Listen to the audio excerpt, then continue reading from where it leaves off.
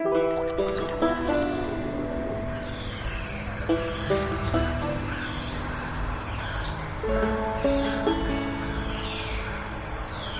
to Escape from the Dreamlands, Episode 4. I'm Jordan, she, her. I'm Ben, he, him. I'm Chris, also she, her. I'm Selena, they, them. And let's recap what's happened thus far. King's Log, Day 3 in the Kingdom of the Mud, people. Our last session was the horrible beetle episode. Twice I was coerced into looking at nasty, squirting beetles. First was Dee describing her magic, and the second was the fearsome cave warden. Exoskeletal trauma aside, we encountered a murder of crows, a mimic, some goodies, and some soldiers patrolling the swamp, punching the clock, and they warned us to be well rested before we reached the cave. The cave warden was just as treacherous as promised, but we survived and pick up right after their defeat, now level 4. Ben. Yeah, so you guys have just defeated the cave warden after Ursa quite bravely running back in, badly hurt, delivering an incredibly timely critical hit to nearly finish it off. After the fight, you all feel a little bit stronger as you have leveled up to 4, which has been handled. You are now outside of the cave. Earlier, Kaylin had bravely explored into the cave and had seen that a little bit past the normal gray stone passageway that you would expect is a glittering crystal grotto. Your Majesty? Yes? You gonna get down off that beetle anytime soon? Like, you've been writing in your book for like 20 minutes. You know, there's really no such place to write down your thoughts than there is on top of a giant beast you did just massacre. I understand. However, do you want to go into the city, or are you comfortable with this being your throne for the rest of eternity? Yeah, let's get on up. Hey, look at this new muscle that I just noticed, and like, they start flexing. Just like, Ooh. I like to picture leveling up as just like, you can physically see it. You can touch it if you want, I don't mind. Dee is going to just very quick magic blast the beetle under Ursa. I'm fine. Do I fall down now? Did you just... No. Did you I'm just trying to get you gross. Oh. Not like knock you down. Just a little spurt of beetle guts. Why in the heck would you do that? To me, Selena. I'm done thinking about beetle goo. No more. And it's true. Tyr, do you know, like, anything that can clean them up? Water? Oh, I meant, like, magic. She will start casting a spell, saying a few divine words. Dear, it's fine. Dee snaps her fingers, and a cloud of small moths descend onto Ursa and then fly away. Ursa is sparkling clean as Dee casts Prestidigitation. I was about to take all my clothes off, so it's probably best that you did that. That's better than what I was about to do. That works. See, I knew somebody knew it. I never got very good at that one, so sorry. I mean, it is. I didn't do that out of entire malice. I did have the capability of cleaning you up. I don't know. Yay, growth! Well, let's get on in this cave now. Yay, journeys! So yeah, you guys head into the cave. Ooh. After about a 5 minutes walk, this dark brownstone cave shifts slowly as you see some light around the corner to a crystalline grotto full of sparkling, glowing crystals, large gem outcroppings, and about an inch and a half of water gently flowing. Given the direction of the water, it seems like it must be coming from the river within the swamp that was sort of leaking into the cave. But unlike the gross swamp water, the water here appears to be completely crystal clear. I would like to try to drink it.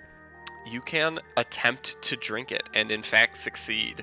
Oh. It tastes like a nice, slightly minerally spring water. I'm gonna do a quick nature check here to see if D knows a thingy. Let's see. Does a 14 let D know that the whole thing of like a water has to be moving a certain speed to be safe to drink?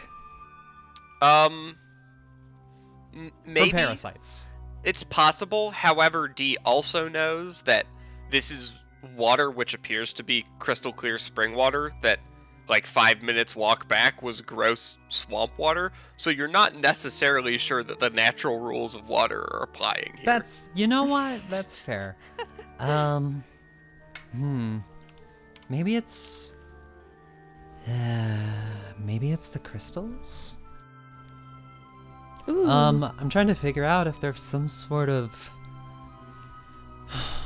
magical property in the crystals themselves that's causing this, and if there's other potential ambient effects as well. Well, you know that crystals being luminescent isn't normal. You would imagine that there's probably some magical effect happening there. You also get the sense of just sort of a latent magic everywhere. And the stark change from the swamp environment to this environment feels not dissimilar from what you might expect, like being in very slightly off phase planes might feel like. So it feels like I just walked into Bed Bath & Beyond. It feels like you went to a Bath and Body Works. Like you were in a Hot Topic, and then you went to a Bath and Body Works. Two distinct smells. And It yet really both in the is. mall. You walk through the threshold and it's a whole thing. It's a wow. whole new You took me world. back to my youth. I've never felt so young. I feel like somebody's going to come out and ask me if I'm interested in buying their new seasonal candles. Well, I don't know about you all, but I could really use just like a good sit down. Just like drink some of this beautiful water, and kind of just like recuperate. Yeah. I would not be opposed to a sit down. I don't know if we've been awake long enough to take You- a sit down. You can do a short sit down. You can do a sit down, but not a lie down. Short sit down. Yeah, a sit down, not a lie down. Yeah. Absolutely. Short rest. I am only missing 1 hit point, it looks like. Well, isn't that nice? Is there anything that anyone... Ooh, big heal from Tyr. Is there anything that anyone would like to do during this hour of rest and relaxation? Can I do a perception check to see if, I don't know, anything interesting, anything that might need some further looking? Sure. Yeah, you can make a perception check to see if you notice anything. I have rolled a 7. You notice how just like jacked your shoulders look right now after Heck leveling yeah. up. I can see the reflection in a crystal. Or like in the crystal clear water, just like everywhere. Because there's so many crystals. I'm like, Yeah. oh, I'm stunning. Worth noting, this is probably the first time any of you, given the reflective surfaces of the water or the crystals, probably the first time any of you have gotten a clear image of yourself that Whoa. you can remember. Oh. Nice. You guys get to look at this all day long. I am jealous. I'm really a sight to behold. I've seen worse. All right. I was talking about myself. Oh, okay. So you're saying that I'm not bad. I didn't say anything like that. All I right. said well, I've I'm seen gonna... worse. With referencing myself. I said nothing about you. Lorelai's poking her hair buns in the corner while this is happening. Did the mud style them like this? It's perplexing. How do they stay up? Do you want help? Do you remember how to do your own hair? No, it's fine. See, it just stands up like this. It's so cool, right? I mean, I didn't realize. I guess I just didn't realize What? it was in my way, though. Well, not in my way, really. What happens when you take it down? That's a good question. I don't know. Maybe there's secrets. I would not in- tempt the fates.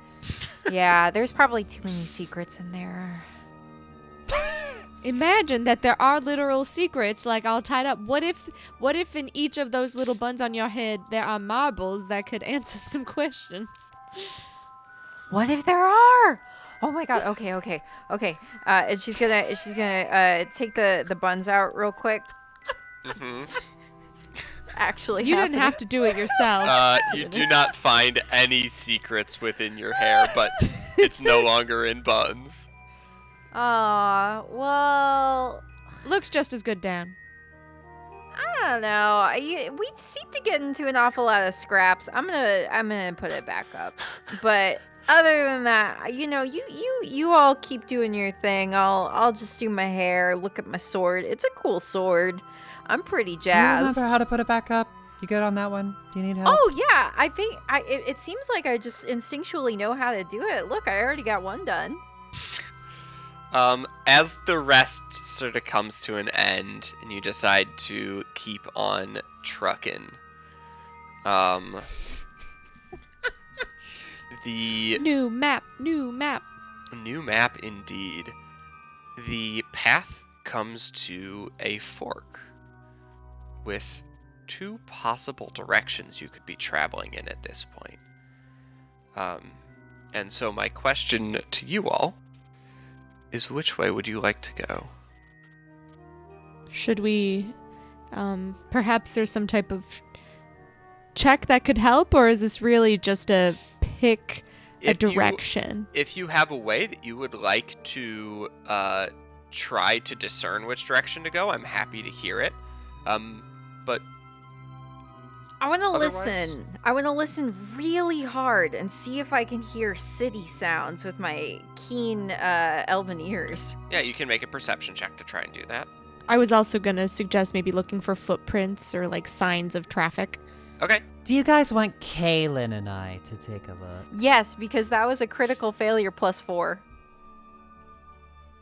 I have no idea what that means, but you did step in, I think that's guano? Very sparkly guano? What? Why is it Well, sparkly? I did roll a 21. Yeah. Ursa, you are looking for tracks, footprints. You know for a fact you're right by the mouth of the cave. This is a path that you imagine must be taken. What you notice with a 21 is a stunning lack of any sign that anyone has ever been here. Seems like people are covering up their tracks pretty well. Which I can't blame them. Is it they're covering up their tracks, or is it we went the wrong way? We did, I believe it was Shepard who said that we should not try to go up the mountain and we should go into the cave.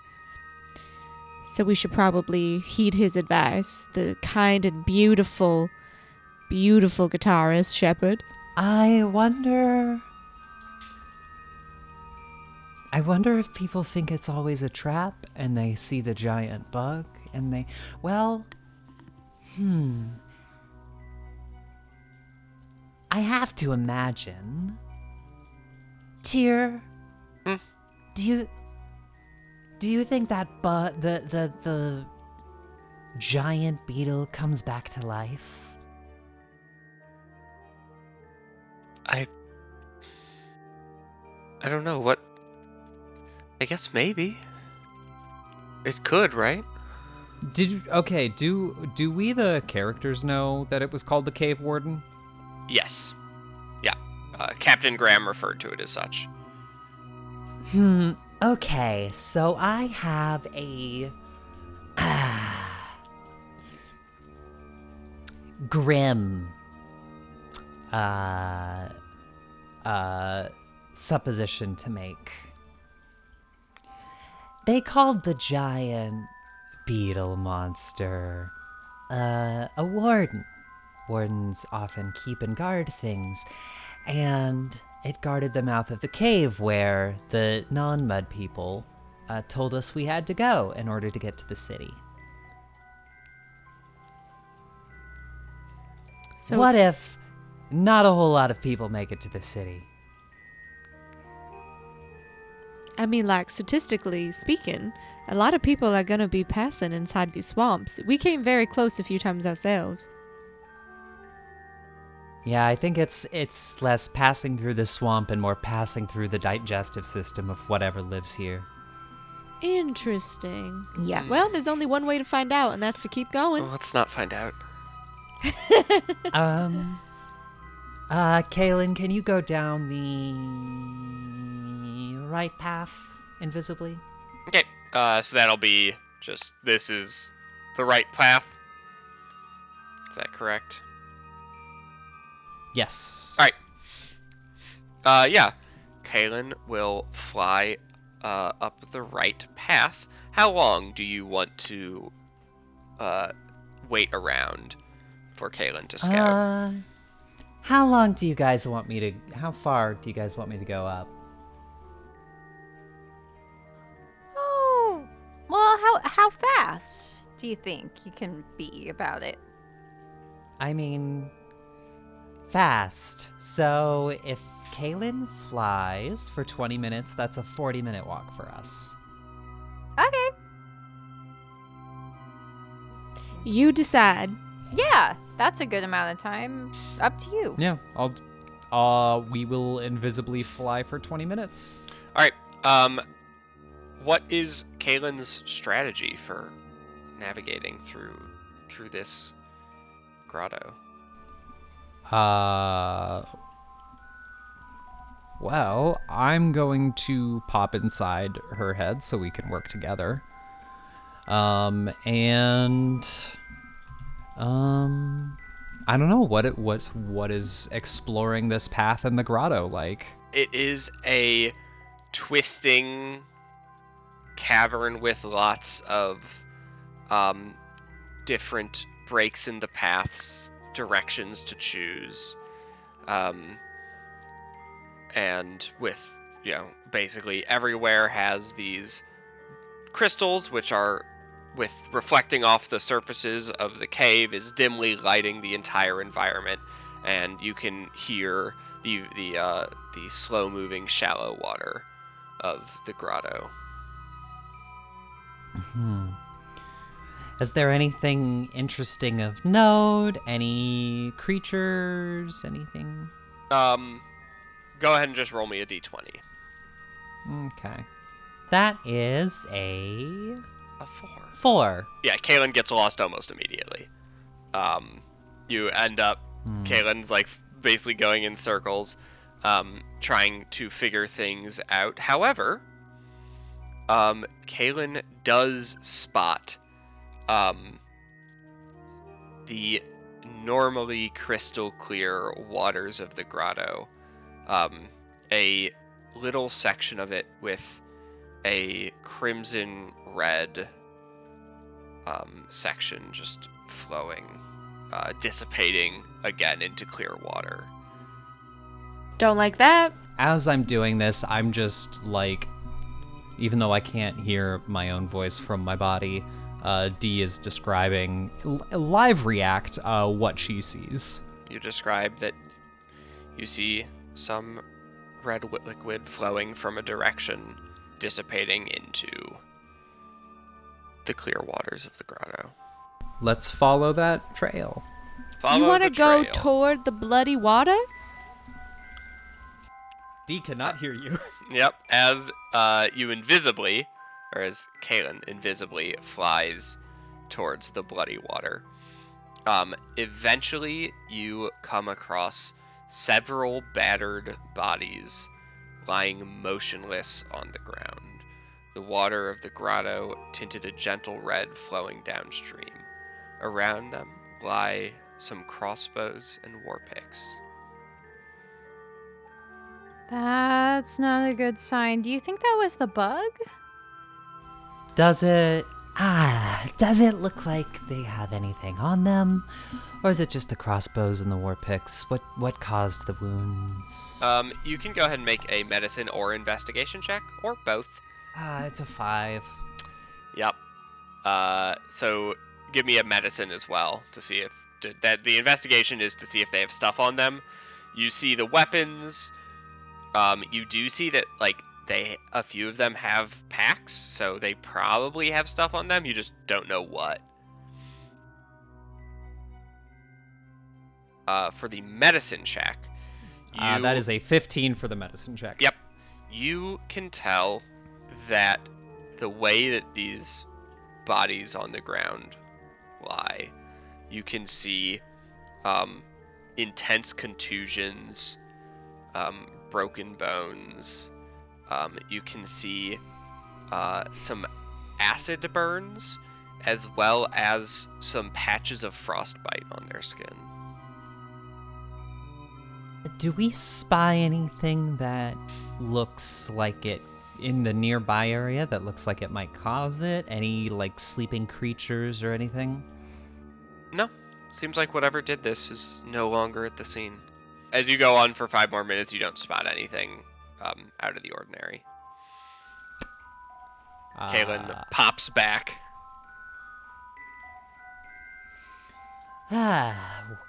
Well, this is, I was talking to you the entire time. My voice is kind of hoarse. I'm gonna get some water. Well, I for one don't think we should go down that way. Maybe we should try the other way first. Do you want me to scout that too, or should we just, believe in the heart of the... Copyright infringement.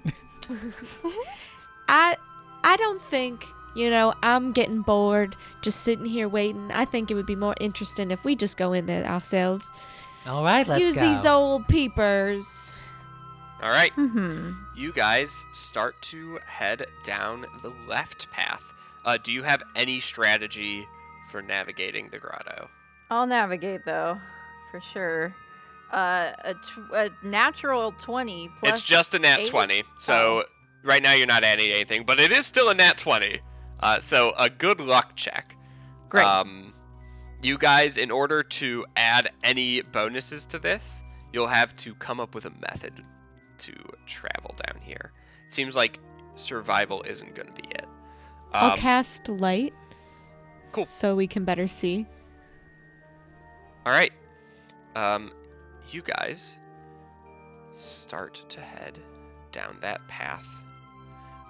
About half an hour after leaving, you hear a bell chime. You can't tell how far away it is, what direction it's coming from, but you can clearly hear a bell chime one time.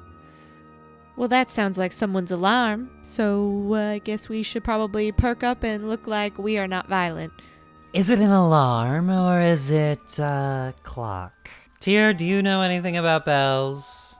Do I know anything about bells? It's such a general question. I know that they tend to be made of metal, that they have something inside them to strike the ends. They commonly features of churches and guardhouses, and the people who hold the bells and do this with them. Yeah, I think that's about as much as I know about bells, too. I think that's all my bell Yeah, information. But I do know that often, to tell the time, it'll be like as many bells as there are as like what time it is. And I don't know if it is 1 in the afternoon, but perhaps it's too much of a coincidence that we are walking around in a cave where people definitely live. And we're not quite to something, but we're apparently close to something, and a bell goes off. Is there any, like, moderately sized crystal? Yeah, there's lots of truly gigantic crystals all around you. I'm going to shoot a medium-sized one, like the size of me, Okay, with Magic Blast. sure. What are you trying to do with that? I am trying to just kind of indicate where we've been because Chris has a unreal fear of getting lost in caves. So I've decided that Dee, with her certain bad memories, is also like, not this. All right, yeah, you make a very clear crack in one of the gems that is distinctive that you'll be able to recognize if you come across it again. Good idea. And about half an hour later, for purely illustrative reasons, can I just get the sort of marching order that's happening here? Oh no. It's Lorelai and I are probably in the front. Yeah, Okay. for purely illustrative reasons, we're in the front. Purely illustrative reasons. Dee and Tier are probably just the back seats of this car. Does that look good? Yep, that looks good to me. All right. Yeah. As you guys are walking through this mystical cavern, you see these 2 crystals in front of you start to crack, and pieces of them fall off. And the pieces that fall off take this form, this sort of strange, heart-shaped crystal being with these sharp little legs. Bugs are great. I'm not about this. It's kind of cute, though. They seem to immediately notice you and charge. So I am going to need initiatives Oh my from God. the everyone. Were we supposed to hear that bell? For some reason, the bell cue isn't playing for me, but I'm glad it's playing for you. It's just like a psyop to think about a certain fast food chain. Don't worry about it, everybody. Don't worry about it. Sponsor us. Moss dollars, please. Roll Moss. Yokiro dollars. Roll Moss! Roll Moss. Merch opportunity right there. Right there.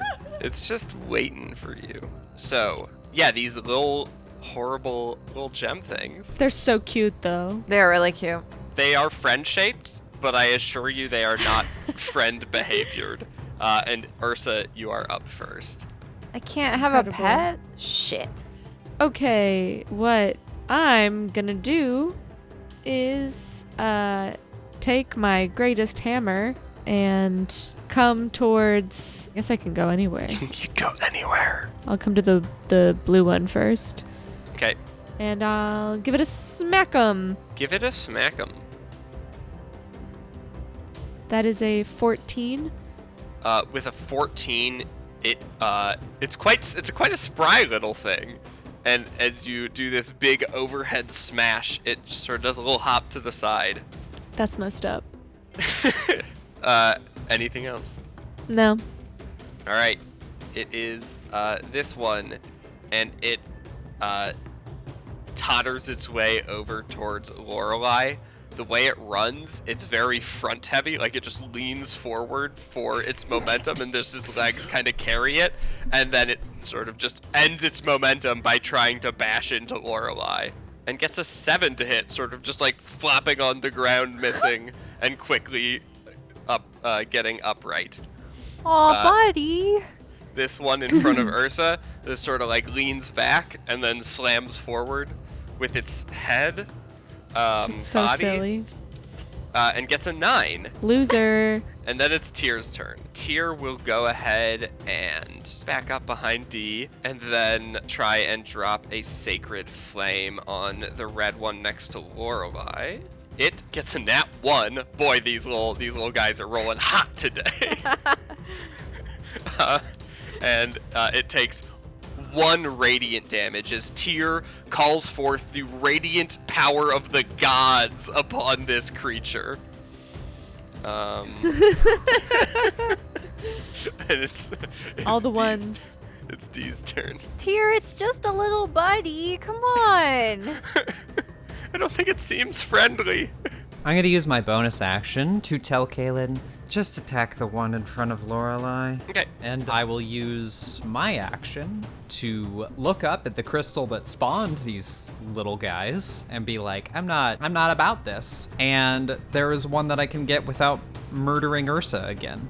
So Sure. I'm going to take my shatter spell and center it on this giant red crystal. The crystal, you see it just sort of like spiderweb cracks forming all over it, and a few pieces fall off.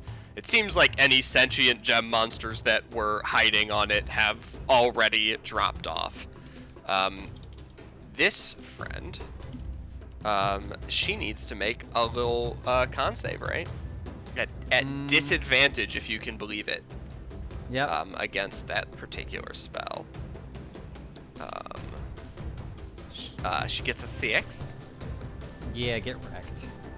That will be against my shatter spell, that will be 12 points of thunder damage. Yeah, you guys hear this massive boom and then see these shatters forming on both the large ruby and the small ruby gemling.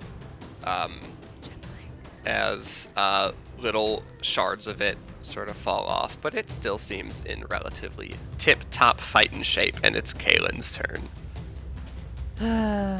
Kaylin's gonna come. Kaylin's gonna kill. Please do. Come on. Come on. All right. That is a 16 to hit. Yep. So as Kaylin smashes its beak into this rock, an action that truly should kill any bird. I am no bird. So that's 4 points of piercing damage, and I need it to make me a con save. Yeah, please. it sure doesn't have to make that con save. Oh. It is fully a rock and therefore immune to poison damage. However, it seems like as this very sharp point of impact happens on it, the piercing damage it takes is more than you would have expected. It takes 8 piercing damage from this melee piercing attack. Alright, this one over here is going to try and run over and bash into Kaylin. With a 12 to hit Kaylin, I don't think quite does it. And then it's Lorelai's turn. Aha! And I'm gonna just look at the little buddy, the one kind of diagonally from me that tried to whack me first, and I'm just gonna try and whack it right back and Just say, whack it right on back. So wacky. maybe I can turn you into a necklace or something. And will an 18 hit? An 18 will hit. Excellent. And this is with my my new sword. I've been liking that one. If that makes any difference. It glows. Cool. Well, I do like that. I like Sick. shiny things. And then. Oh, but it doesn't like you. Yeah. So it 5 still piercing. it still takes 10 piercing damage. Ooh. Ooh. As you stab it with this sharp impact point. Stabby stab. And you see these hairline fractures form all over its exterior, and then almost like something being put like in a hot hydraulic press, as its structural stability fails, it cracks outwards in a 10-foot radius.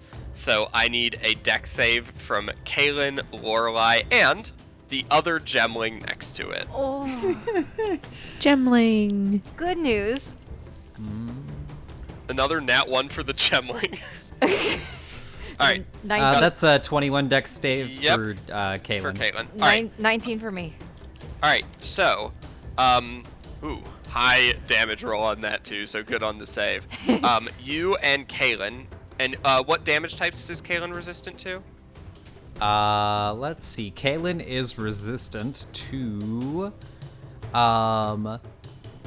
cold, bludgeoning, piercing, and Okay. slashing from non-magical attacks All that right. aren't silver. So, yeah, and then that's it. So, Caitlin takes 5 half to 2 half to 1 piercing damage and 4 fire damage as these hot shards of ruby, even though they got 2 fire damage, you saved. 0 fire damage. Imps are immune to fire and poison. Oh, hell yeah. So 1 damage for point of Caitlin, damage. and Lorelai, you take 2 piercing and 2 fire. You're able to get out of the worst of it, but you do feel one of these slash across your arm, and at first you just sort of feel the normal heat of like your body reacting to pain, and it takes a second to realize like, oh no, that was also actually heat. Oh. Anything else, Lorelai? Well, since that one's gone, right? Or it's not gone. It is not gone. It has It's chipped. shattered. It's shattered Yeah. a bit. Okay. Well, since I did connect, I would like to. Is a crystal immune to psychic damage? You don't know. Well, I'd like to see if my dreadful strikes would work. Sure. So I roll that because I hit, and it would be Yeah. 3 damage if it works. It appears to have a mind of some kind, even though it doesn't seem to have a brain. So it will take that psychic damage. Delightful. It just had a splitting headache. In which case, that is my turn. Yes. All right, Ursa. I would like to take my dagger this time and try to stab it. Okay. The one in front of me. Does a 12 hit? It does not. Yeah, Does you are not. trying to do battle with this little guy who is so far avoiding your strikes as you are avoiding its. Oh, good. Yeah. Well, That explains why they all had war picks. they all had war picks? Oh, the people in The dead people. the river? Got it. And I don't think there's anything else I can do, so I'll just be over here not doing anything. All right, this one is going to try and get some revenge on Lorelai with a 23 to hit. Sure will. No, that's not a crit, and I only have 1 spell slot left. Gonna let that hit. All right, you take 6 damage with 3 bludgeoning damage and 3 fire damage as you feel just like a burn on the impact where it slammed into you. Hey. And then the blue one is going to try and attack Ursa with a 9 to hit. Nope, we're just dancing. Tyr will once again try to rain fire from the heavens down upon the one that has already shattered. It passes, hopping out of the way and taking no damage, and it's D's turn. D has an idea, You love those. but it probably won't work. I'm gonna forgo my own attack to tell Kaylin to stab the one that is already pretty hurt. All right, Kaylin, go ahead and make that attack. Ooh. That is a crit. Yep, for 16 piercing damage. Again, it's immune to the poison. But it does take that 16 piercing damage, and this one dies. It shatters to pieces, not exploding as it does so this time. You see it drops a unattuned fragment, as well as a highly faceted little like round ruby gem. Oh. How are my companions looking? Meh. Could be better. I'm fine. I'll just keep my last healing light in that case. I will just move right here. All right, Kaylin's going to use her action to go invisible. Kaylin vanishes twice, and then none. All right, The one in front of Kalen can't see a bird anymore. Kaylin is also going to, fly over here. Yeah, and will march on up to try and bash into Lorelai, sort of stumbling forward with a 17 to hit. Oh, yeah. Lorelai's the tank now. Lorelai's the new tank. Move over. Guys, you take 8 damage between bludgeoning and fire. Oh, I should have been lucky. I didn't think I'd need to be lucky, but I did. It's fine. Oh, it is your turn now. Well. My dumb idea was to put some fire and ice things next to each other and then make them explode on each other. Right next to me. Yes. I think I just want to pierce this thing. It seems to be working. And a critical Ooh. +6. Nice. All right. Well, I'm gonna do a stabby with my glowing Yep. sword now. Yep. For a total of 12 damage. So a total of 24 damage. Oh yes. So this one had not yet shattered. It also only had 20 hit points left. Nice. So as you drive this magical sword clear through it, not only do you pierce the outer shell that shattered, but also get to the inner shell, and instead of exploding outwards, it just sort of crumbles down. And it drops another one of those highly faceted rubies, and another unattuned fragment. It's Ursa's turn. Ursa sees that their friends have done all the killing and they're feeling pretty femasculated right now. So they're just going to go back to what they know, pull out the greatsword, and try to do a slashy. Okay. It's 15? Not Are quite you enough. kidding me? It's not quite enough. What in the I will heck? give you this, though, because it's so close. I don't when want your you s- pity. When you swing, the way that it misses is with a blade like this against the way that this creature is faceted with its sort of slick sides. You find it difficult to have the slashing weapon actually dig in, and it sort of glances off. You feel like probably these little guys might be resistant to slashing damage. Anything else? No. Well, this one in front of you will also not hit you. We're just dancing. Just vibing. Tyr will open up the heavens above it to drop down 1 radiant damage from her god, smiting the creature. Pretty sick, God. Her god is a sick god. And it's Dee's turn. Kaylin, if you please. When you get the chance, go ahead and stab that thing. I say as a bonus action because Kaylin is nowhere close to the blue one currently and therefore cannot react stab. Yep. This one's pretty slippery. I don't know. It's a slippery little guy. I would like it to make a wisdom throw. Please. Okay. It gets a 10. Is it injured at all?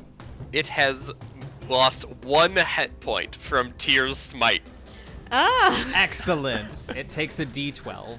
It takes 12 necrotic damage from Toll the Dead. Yeah, you see that the luster on it sort of dies down a little, and you see little cracks and more fragile portions of it forming as you apply this necrotic damage to a gem.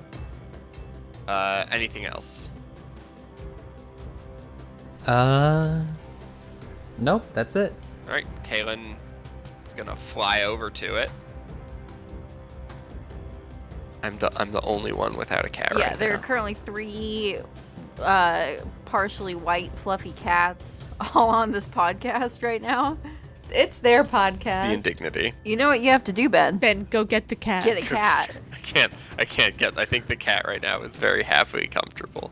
Is Kaylin attacking or just moving over? Kaylin is attacking when they move over. All right, 8 will not hit. It has advantage though because it's invisible currently.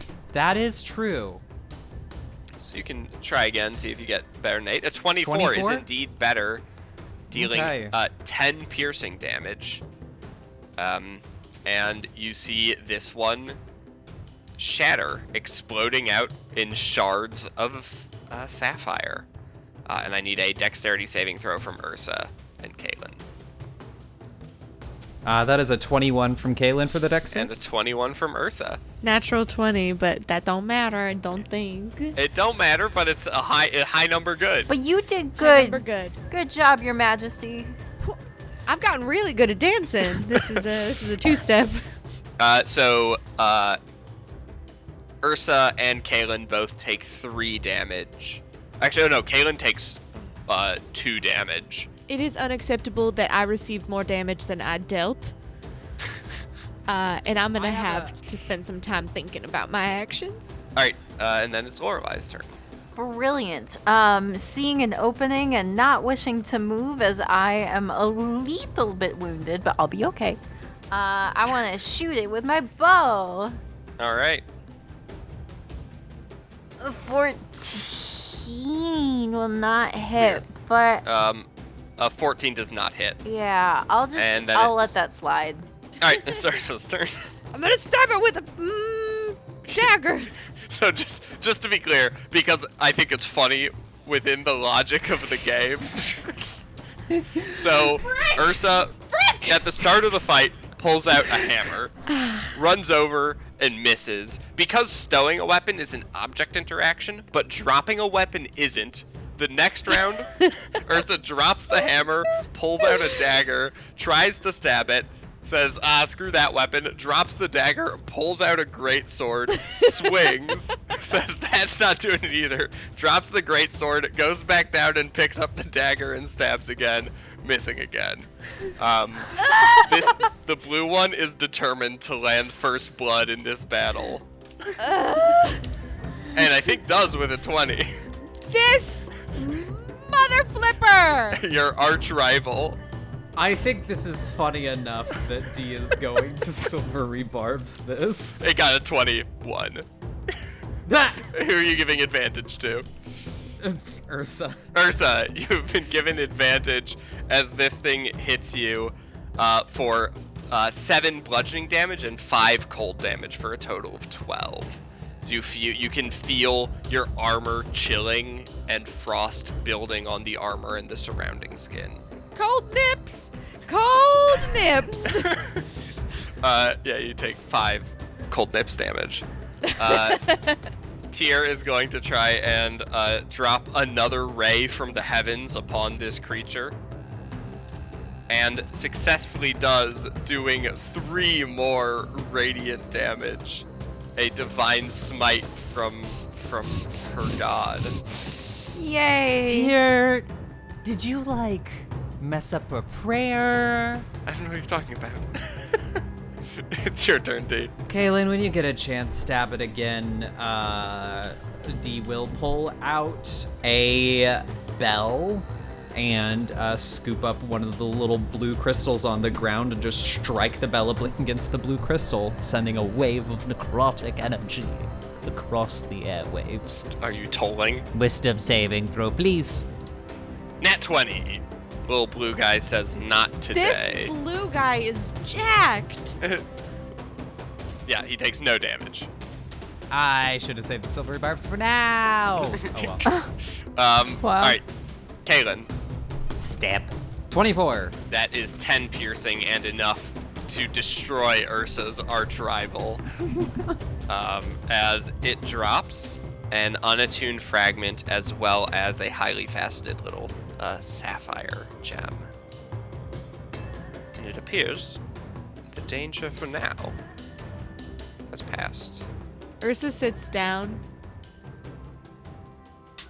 Not sits, just kind of leans, falls to the ground because they got to pick up all these weapons, but also just they are silent. Does this ruby look like something I'd use on a Torment 5 viable build? Don't know what that means. It looks like a D100 basically. This is highly faceted, nearly spherical 2 rubies and 1 sapphire just sort of sitting in the water. It was an extremely stupid Diablo 3 joke. I wanna go pick up a ruby Okay. and and I wanna sniff it. And Yeah. So when you pick it up, it is warm, not hot enough to like hurt you, but like sort of like a plate out of the microwave. So like it's definitely like hot to the touch. And when you sniff it, it smells like nothing. Oh, I don't think I want to lick it then. Your Majesty. Just pop it like a breath mint. You want me to consume my new arch nemesis? I mean, don't swallow. I don't even want to look at it. I don't want to look at anything blue ever again in my life. You might want to close your eyes for a while then. I'm gonna stab a sapphire with my dagger to see if I can hit. You do. You have this big blue sapphire next to you. You stab into it with a rage. You see this huge fracture form along the side of it, and this whole blue, like, sapphire structure just sort of collapses in front of you. I feel better now. I mean, if you don't want it, I'll take it. I bet you cannot believe what sensory experience the blue one gives off. Blue raspberry. It's Baja Blast flavored. It is cold to the touch. Like it has been sitting in the freezer. Not enough to deal any damage, but enough to be like, yeah, this is more cold than it ambiently should be. You know, that was another Perfect Natural sponsorship point, Baja Blast. Yeah. Oh my god, we really need Taco Bell in on this. The delicious, refreshing taste. Anyways, I pop both the ruby and the sapphire in my bag of Cool. gems. Yeah, they're like golf ball sized. Do you want some of these green ones? Based on what you had seen, it's probably acidic. I don't know why I said it like that. As a quick examination, are the giant crystals that we've shattered and gems the same thing? Yeah, you get the sense that sort of like, while they are highly similar, the crystals, sort of like the shards of the creatures are very similar. Like the shards of the blue one and the shards of the large blue outcropping, like they're right next to each other, and you basically can't tell the difference between them. But this like golf ball sized sapphire in the center, you don't see anything like that from the shattered blue sapphire outcropping. My very dumb guess is that these little magical gems are cores or eggs or something, and they get stuck in these crystals and they build their bodies and such, but like this is the gem is the powerhouse of the crystal creature. Interesting. I would like to look around, see if there's like any like secret entrances or whatever. All right. You just see sort of the path forward. As you have seen with the rest, this cavern has this like very shallow water gently flowing, as well as a couple of these like quartz-looking outcroppings that are glowing, illuminating the environment. I would just like to request, can we have another brief sit down? Sure. I would love a sit. Yeah, you guys can sit down, have this nice uninterrupted rest. Does anyone have any thoughts on how they would like to try to navigate within this grotto? Is there any like flowing water sources? There's the gently flowing water that has been on the ground the entire time. Let's just follow this. All right. It was flowing downwards when we came in, so if we follow it downwards, we'll keep going down, presumably. Nice. All right. Anyone who wants, the one navigator, so you guys can decide between you who it is, can make an investigation check to correctly discern the best paths that go downwards, because it's not a steady slope. It's gonna be a D thing. You do have your compass, so you're getting another +2.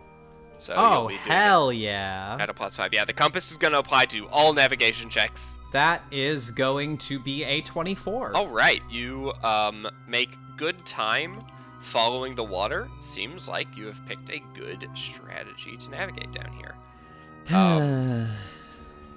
This thing makes no sense. I can see why I stole it. Do you know for sure that you stole it, or is this just kind of like a hunch? It's just kind of an assumption. This doesn't seem like something I would have used. Like, I can barely tell poison ivy from poison oak, so I just have the feeling that wasn't mine. Kind of convenient. Probably wasn't mine. Interesting. All right, you guys continue on, and after about an hour of travel, you hear the distinctive sounds of pickaxe against stone. The rhythmic clinking and clanking rings out through the cavern.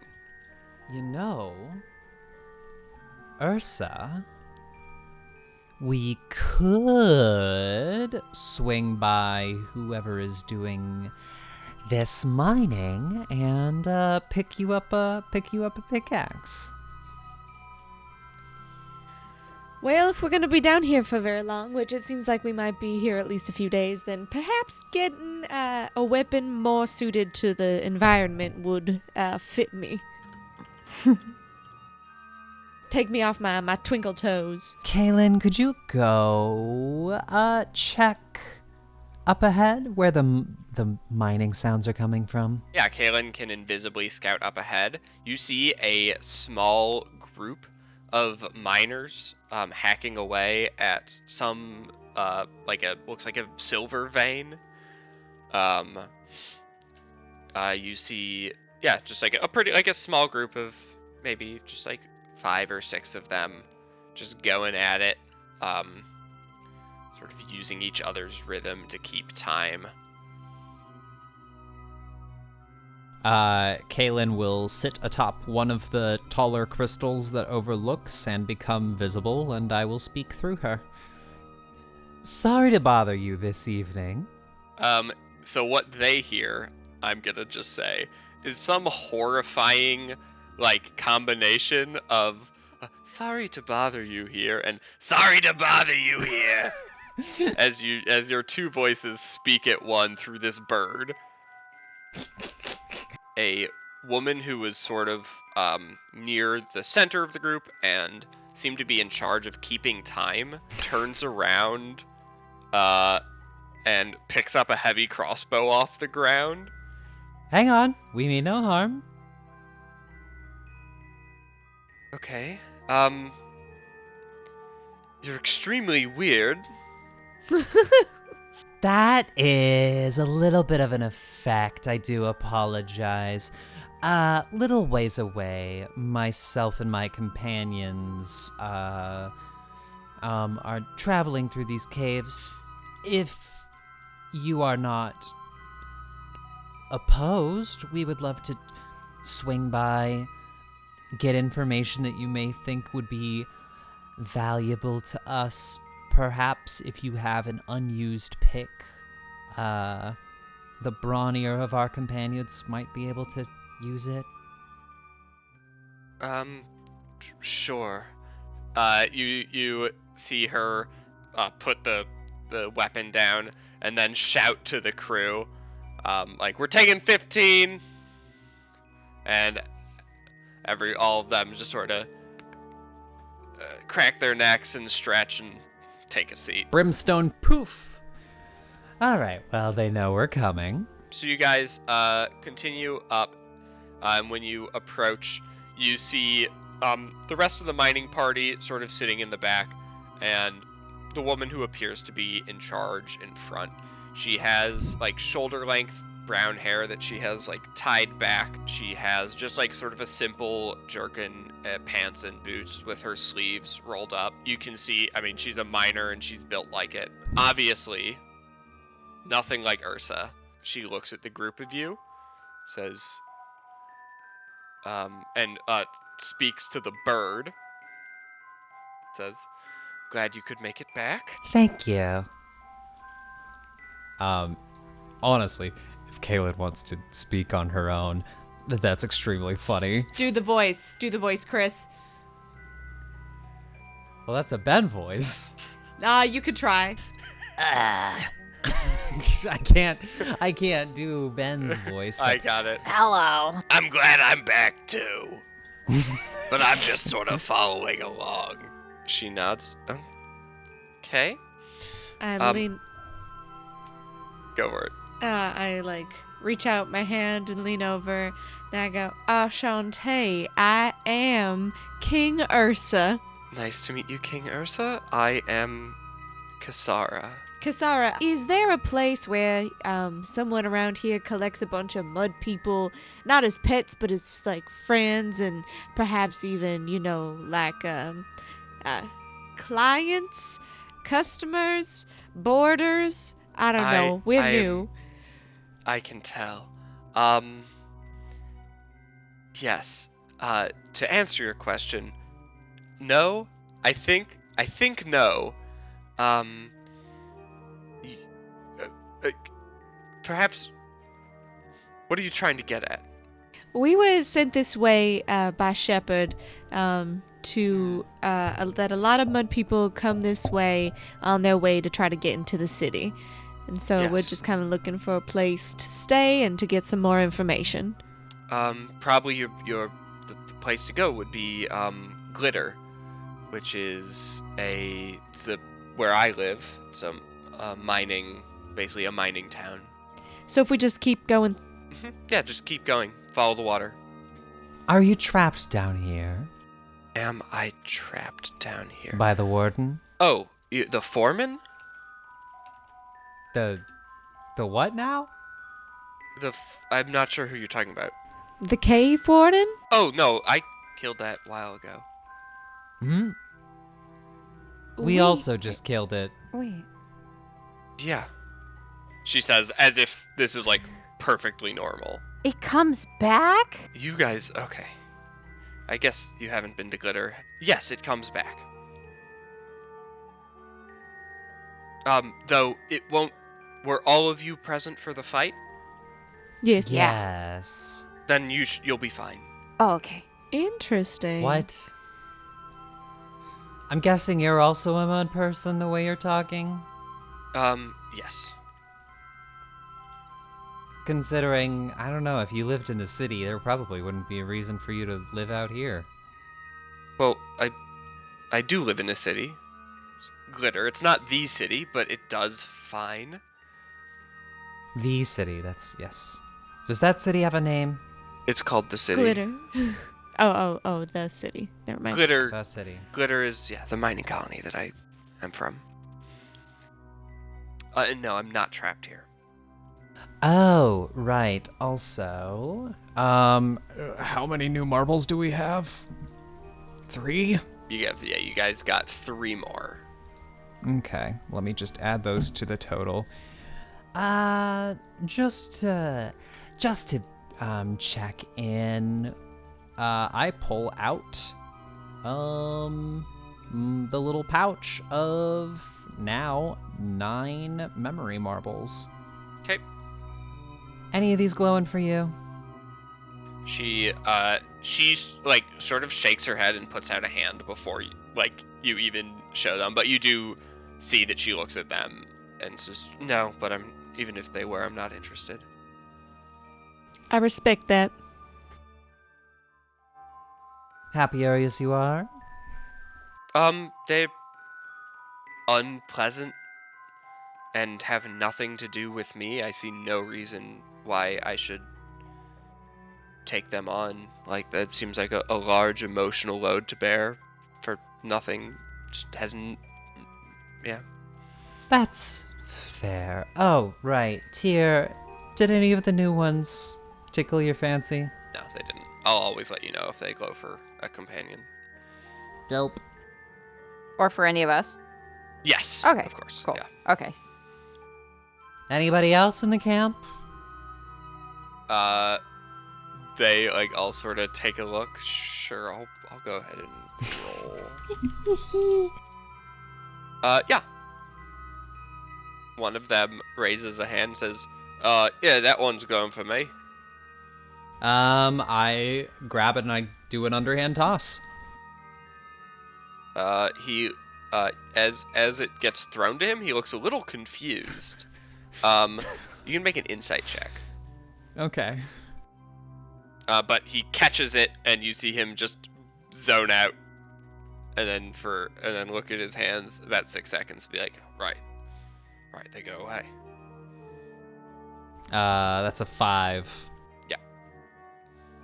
You're not sure why he was confused, but he was definitely confused. Just remember it was the grace of King Ursa that provided. Sure, I don't care if it's King Ursa or King Highwell, I appreciate it. King Howell is the name of your king? I don't know No, if that's it the king of the counts. regular people. It's the king of the city. And I'm the king of the mud people. So you're the king of An ever-going army of people who did arise from the mud? Yes. I'm not sure if I would describe us as an army, more so a collection of individuals. We are all fairly violent, We do kick butt. and we came from the mud, and it does continue to grow population-wise. This is true enough. Anyways, if you have anything that you would like to, I don't know, give as tribute or as thanks, we'd love to have it. No, I don't Okay. think. Thanks. It feels like mostly I've been helping you here. You're not wrong. Well, that weirdness aside, how often do these little, like, crystal critters be interfering with your day-to-day? We just fought a bunch, and they are quite fearsome and devious. Yes, they can definitely be a problem. Though they're usually not my problem. There's sort of two different types of miners that Glitter employs. We're what are called pick miners, and then there are sword miners. Usually the sword miners go out earlier in the day to clear a path for the pick miners. So the sword miners kill the monsters, and then the pick miners follow behind them every day and mine out the precious gems and metal. I described that. How many corpses was it in the river? 4. Okay. Do these 4 sound familiar at all? And I describe them. She says, yeah, I probably some sword miners that got in over their head. Gotcha. Well, as long as they aren't your loved ones, that's perfectly fine. Well, we'll just keep following this trail. Do you mind if I borrow one of these axes in case we run into any more crystals? They're not even mine. They're property of the company. But I do know if you go into town and talk to Bridget, she has lots of war picks, sort of for obvious reasons, the main weapon used by the sword miners. That makes sense. About how long will it take for us to get to town? Well, it's hard to say, but I'd say between 2 to 4 hours. Alright, that's not so bad. Well, Well, thank you for your help. yeah. Do you like these gems? Are these like currency to you all, or like the gems from the crystals? They are useful enchanting materials. There's an enchanter in Glitter at a store called Lapis Incus that can transfer the elemental energy of the gem hearts into weaponry. Oh. Neat. Well, thank you very I much. see. Well, we best be going. We shall. All right. So, yeah, go ahead and give me an investigation check. Yeah. Is this something people can give me the help on? I don't think any of them are proficient. Okay, so that's 23 with the compass. All right. So with that, you have 3 possible routes. You have this away, which appears to be the most downhill of all routes. This away, which is downhill, but not as much. I guess you have this way, which is back the way you came. I assume you're not planning on backtracking. And then this way, where with a 23, you notice a passage that was not super easy to spot, and you feel like could be easily missed. Okay, so we have 4 options. We have this way kind of going in the upper direction, that away going kind of straight ahead of us, or there away, a secrety place, because I'm very good at finding things. Let's go to the secret place. I think the secret place sounds fun. Secret place. Secret place. Here we go to the secret place. Let's go. Super. Yeah, you guys go to the secret place. You squeeze through this tight tunnel, making your way through this. It becomes a much tighter, more uncomfortable environment, much more claustrophobic, with less total area, fewer of these glowing quartz, also slightly darker, though mechanically speaking, still dimly lit. Because I only have 3 mechanical options for how bright it is. Which means we all see it as if it's in bright light. Yep, and you guys come across. There's still more path ahead of you, so you're not to the end of this passage. But on the way, you notice a wall which is particularly flat and reflective like a mirror. For the first time, you see a truly crisp image of yourself in this mirror-like plane. Ooh. I get close.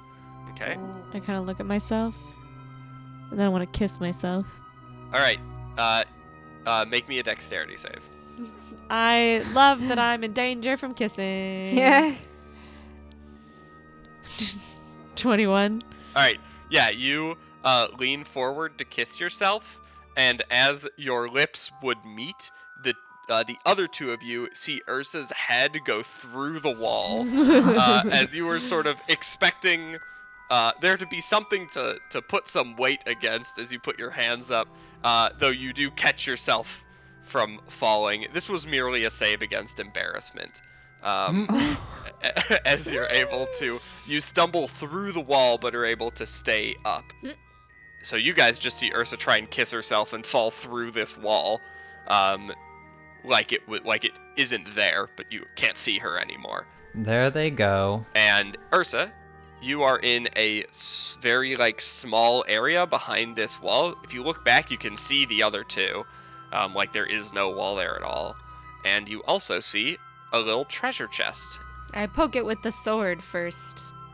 You poke it with the sword. You hear the clank of wood against metal. I try to open, I should say. It appears to be locked. Is anyone here really good at picking locks? You guys hear from behind this wall. My recommendation for picking locks is unscrew the hinges. That's smart. Does anyone have a screwdriver? Screwdriver. You have a hammer.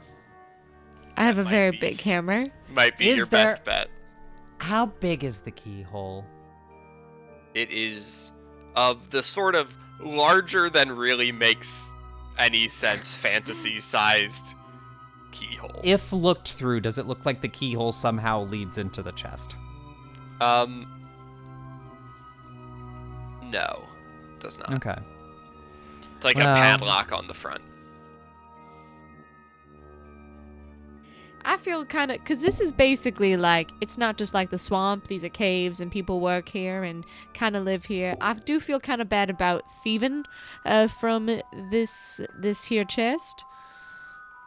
I mean, this was put here behind a mirror that's out of the way and hidden, and there's nothing that looks like a mining camp around here. But there's a lot of evidence to suggest that someone... I would like to suggest that, what if this is like the warden? What if everyone, if they're together, has one of these chests? They just need to look inside themselves and also this cave. I want to do in some type of insight or intelligence check to like see if I believe. Yeah, sure. Your choice. Either one. Intelligence is worse, so I kind of like that. Do it. Your choice. 3. Actually, it's 2. I think I'm a -1. Sure. Yeah. That makes sense. You know what? That's a really good point. That is a 14. I break it. All right, just make me an attack roll. You will hit it, you will break it. This is just sort of whether you break anything else. It's Also, almost yeah, a 20. you're able to aim accurately, and you just sort of smash the padlock off. And inside, you see a bag with 75 gold in it, a gray, slick cloak that has a sort of a manta ray-like design, a scroll, and a handout. A handout? A handout. As there is also this just weird scrap of paper in this chest. Does anyone know how to play this game? This doesn't look similar to the swamp etching. That is for you to decide. No, this doesn't look like the swamp etching. Very different. So there's 3. One of them is like your regular one. The second is super long. Why do you think this one's super long? Could be inconsistent penmanship. So we've got a scroll, a scrap. What's the scroll of? It's a scroll of water walking. Ooh. Can anyone use a scroll? Anyone can use a scroll if it isn't on your spell list. You need to, and spell list being like your class spell list. Then you just have to make a spellcasting check of whatever your spellcasting mod is in order to cast it. The DC is just 10 plus the spell level.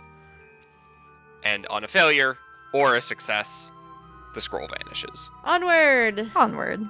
As you guys head onward, you're walking through this narrow cavern, and then it opens up into this hidden trove of colorful gems twinkling against the light shed by the crystals scattered along the wall. Rich veins of precious metal paint stripes along the walls. It appears that you have wandered into something that a group of miners might find particularly interesting. If we tell Kasara about this place, it might get us in good with the bosses at Glimmer. Could be handy. Sure. Just a quick look over with the precious gems and minerals. Yeah. At a glance, can I tell what exactly is here? Lots of gems, lots of precious minerals like silver, copper, tin. Seems like a unreasonable number of different types of veins of metal near each other. I'm gonna go touch the wall just to check and see if this stuff is real. All right. Perfect. Is anyone gonna go with D towards the wall? No. All right, D. I guess probably Kaylin. Probably an invisible Kaylin's Yeah. gonna move with you. Yeah. As you walk up to the wall, you notice a thing. You see on top of a little emerald outcropping, this fella. Oh no. who appears Stop to shooting things out have of butts! a little cannon arm. And then Lorelai and Ursa, you hear a noise from behind you as this gem creature crawls out from one of the rubies. That looks like a gem dragon. Oh. Or basilisk or something. It's on 4s with no wings. And that's where I'm gonna need initiatives, as these things both attack. Lorelai, light on her feet, is first to act. Oh boy. Seeing that it's nowhere near me just yet, and knowing that it's a crystal thing, I'm gonna try and shoot it with my bow. Will a 25 hit? Sure will. Good. So I'm gonna then roll for 11 piercing damage, at least my base. Yep, and seems like just 11 here. Okay. I'll let you guys know the logic here is I just took the damage that war picks do and made these things vulnerable to it, because that's like what you would use to mine them. And then I was like, yeah, it's piercing, and I get that bows are also piercing, but you probably wouldn't try and mine an ore vein with a bunch of archers. So they are particularly vulnerable to melee piercing. Copy that. Okay. I want it to be my favorite foe because it's big, and finally I get to use this. It feels right. I'm concerned. Yep. So this is now my favorite foe, which means that I can mark the target, until I lose my concentration on it, as if I was concentrating on a spell. And then the first times on each of my turns that I hit it, I can do another 1d4 damage. So I may as well do that now because I did just hit it. Do that right now. I mean, yeah. And then, so that's another 3 piercing. Cool. And now this is a rules question, does my Dreadful Strikes now stack? Because I think so. It's not a think so. reaction, it's just like an other I think action that's just in a combat. thing that happens. Great. I'm going to do another 2 damage. All right. Yeah, for a very solid hit of 16 damage. Yes. As you pull back and shoot this thing as it climbs out of this crystal. Anything else, Lorelai? That is my turn. All right, D. And to be clear, this thing is sort of like just like spider climbing on the side of this wall. Don't really much like that. A golden, ghostly bombardier beetle crawls out of my sleeve, and I just kind of hold it aloft and shoot an eldritch blast at this thing. All right, Eldritch Butt Blast. butt blast from the bombardier beetle. I'm guessing a 9 isn't gonna hit it. A 9 is not gonna hit. Anything with your bonus or movement? I'm going to take cover behind this giant crystal. Cool. So it can't see me. I'm gonna tell Kaylin to stab the shit out of it, please. Stabby, stabby. Yeah, Kaylin can fly on up to it. And then Kaylin is going to attack at advantage. 23 to hit. 23 will hit. It takes 8 piercing damage. And no poison. No poison. They are rocks. Anything else from Kaylin? I think that's it, right? I mean, Kaylin can technically just fly away, and it looks like since it is a range attack, You can see if it has any reaction attack if you leave its threat. Kaylin flies away and ducks behind this crystal right here. Question, actually, is this opaque? It doesn't have line of effect, but it has line of sight. Okay. I'm worried that its magic light blasts, which is Yep. what I assume it's going to have, will be able to go through these gems and take on their effects. It is going to climb down the wall to here and shoot a beam of energy that's going to pass through Ursa and Lorelai as this green light beam blasts from this thing's cannon arm. And I need a dexterity save from the two of you. Yarp. Good. Super good. I got an 8. It's a great number. I'm going to Alright. use a lucky point. All right, so you can re-roll that. Oh, Ooh, 26. a good use of luck. Ursa, you take 12 acid damage as this bolt of green energy passes through you. And Lorelai, as you landed this great shot, a rock under your foot sort of displaced your balance, causing you to stumble backwards just out of the way as you avoid the worst of it, taking only 6 damage. Yay! Failing upwards or downwards. And then it is this friend. It hisses and rapidly runs at Lorelai and will swipe at Lorelai with its claws. With a 15 to hit. That exactly hits. For 8 slashing damage. Okay. And then it swipes again with a 23 for another 4 slashing damage. Ursa, yeah, you see this thing run up and swipe twice at Lorelai with razor sharp claws. You know what? This might be one of those opportunities where it's better to leave, but I'll let you guys say so on your turns anyway. And I'll try to stab it with the dagger. It is 16 to stab. Does hit. Whew! I almost swore so many times. All right, 4 stab. Yep. Doubled to 8. 8 stab. Anything else, Ursa? No. Tyr is going to try and drop a holy bolt from the heavens upon it.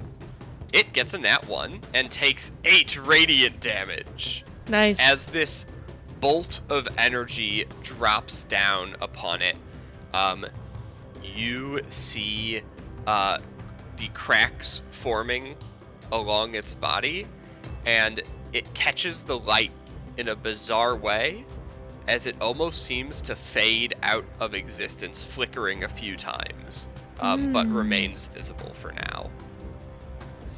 Tyr is going to back up, and it's Lorelai's turn. Okay, well, now that it's just right here, I guess I'm gonna try and stab it with my glowing blade for, oh, no, I want to be lucky again. I want to be lucky right. again.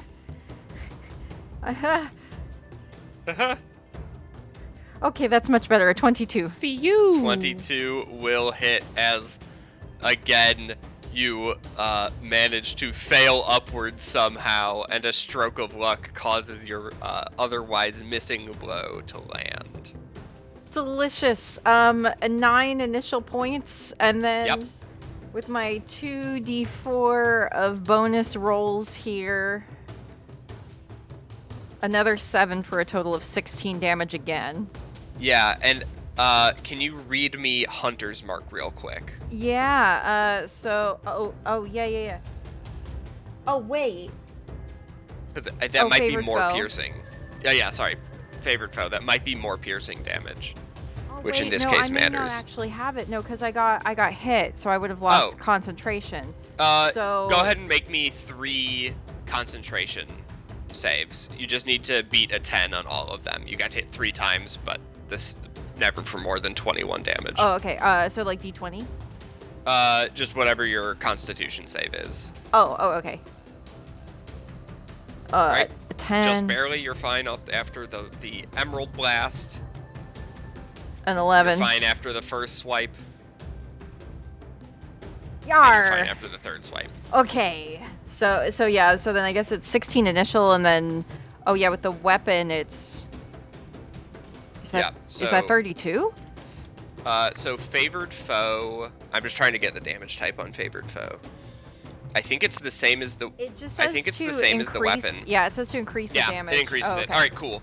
So I'm just going to take the first of those Awesome. d20s. So that's a 4. Yeah. So that was 13 damage, doubled to 26. And then another 3 psychic damage for 29. As this thing is flickering in and out of visibility. You stab it before it gets a chance to fully turn invisible. And it crumbles to the ground. Yeah! Dropping an unattuned fragment and another one of these like highly faceted ruby things. Anything else? Nope. All right. D. Which one of you is worse off, you think? Probably me. Also, Alright, I Your high Majesty. five the shit out of Lorelai as she just fucking carved up this gem lizard like a steak. Like a gem steak. Like a nice steak. ruby steak of raw. A bunch of the little crystals on the ground that have like shattered grow little glowing white legs and become little crystalline bugs, and they crawl into your cuts and heal them a little bit. For 2. For 2. You get healed for 2. You're not sure if more 2 hit psychic points damage. is worth the visual. Anything And you else? just have a bunch of rocks sealing up your cut. Anything else, D? Actually, no, it was acid, so it would be like it made a little crystalline cast. That's my bonus action, and I'm going to use my regular action to cast Toll the Dead on the Alright. green crystalline thing, and I will just take out my little jingle bell and bang it on the crystal. Yeah, it fails. Cool, that is going to take 8 points of necrotic damage. All right. You hit this thing with the necrotic damage, which sort of makes it more brittle. You see it tarnishing a little bit, fading, and you guys hear a loud crack as its cannon arm like cracks, the front of it like falling off, revealing 2 apertures now. Apertures. Like 2 openings of its cannon arm now. Okay. All right. Anything I else? am sorry. Kaylin's going to go invisible on her turn. All right. And now- I am going to make sure that I am likely behind cover whenever this thing moves. all right. It is going to move to here. Actually, just to there. And it shoots a pair of blasts this time. One through D and Tier, and the other, I'm just gonna randomly determine, through Ursa. Awesome. So I need a dexterity save from D, Tier, and Ursa as it blasts these pair of bright green lights. I got a 17. You dodge out of the way just fine. Yay. Tier does not. Ooh. Bye, dear. Bye. 20 for... Yep. 20 for You- D. Yep, D, also you're able to get out of the way of the worst of it. As each of you take 4 acid damage, Tier taking the full 8. I'm fine. And then it is Ursa's turn. Hey, you know what? Fuck this day. I'm really sick of fighting things that shoot things at me. You are 30 feet from it, so you can walk right up to it and do your dirtiest. I'm gonna do my dirtiest. Do your dirtiest. And by that I mean I'm gonna use the tiniest blade I've in comparison to my muscles. Like my abs are bigger than this blade.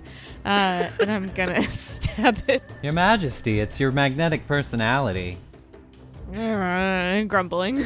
A 23 will hit. 7 piercing. Ooh, more like 14 piercing. As you slam this blade into it. And you see the blade sink in, and then spider webbing around it cracks form. And you guys hear another loud crack as this one crumbles to pieces, dropping an unattuned fragment and a highly faceted emerald. Cool. Woo! Hey! Who's back at it? It's me. Hey. Her mood truly changes so fast. Ursa starts twerking. I look to Lorelai, I'm like, is this Thembo behave? Never mind. Never mind. Lorelai is 100% jamming out along with Ursa, knowing that feeling. And like Ursa has such a dump truck ass. Ursa's so caked out that like when they twerk, it does happen like one cheek at a time. Right. It's like what Terry Crews does with his pecs, but with Yeah, your but butt. with my ass. Yeah. Yeah. Understood. visual fully downloaded. I'm not particular with how I describe my fighting like I am like Diaz, but when it comes to this ass, you understand what's important for character development. What's most important to my character is being caked out. Absolutely. I wouldn't have it any other way. The only like visual reference I have for this is in fact the Adam Sandler animated family movie Hotel Transylvania, where the exact thing happened. Eventually, one of you does pick up this emerald, and the best way I can describe it is spicy to the touch.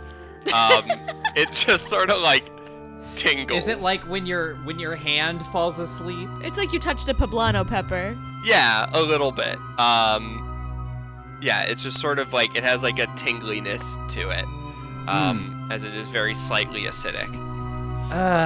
Yeah, I hate this. I hate all of this. This feels like my hand fell asleep in the absolute worst position. While holding a jalapeno.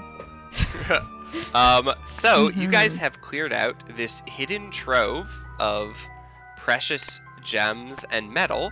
You think you'll be able to potentially bargain for, if you point those miners this way, probably bargain for a pretty good cut of what they find there. Cool. And we will pick up next time as you guys decide what to do from here. Huzzah!